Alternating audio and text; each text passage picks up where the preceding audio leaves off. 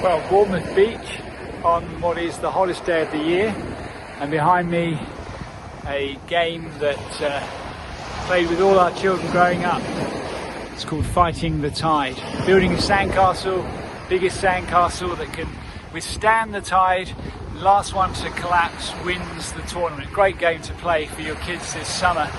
And we're coming to the very end of the Kingdom Manifesto, the Sermon on the Mount.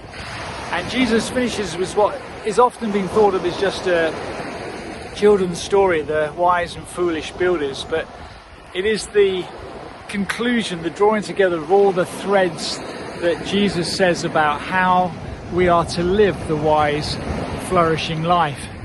And Jesus has shown us that there are two gates, two ways, two trees, two ways to live. And now he's showing us there are two endings as the sea comes in. Two endings.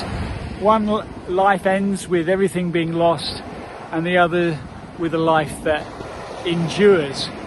And he puts it like this: therefore, anyone who hears these words of mine and does not put them into the practice is like a foolish man who built his life on the sand. We can spend all of our lives being fools, or morons perhaps more accurately, who build our life on the temporary, not realizing that the tide always wins. Everything has to be handed back in. Or we can be wise, and the wisdom that God encourages us with is to listen to his words and to do them. The fool can listen, but he does not hear. He does not put into practice.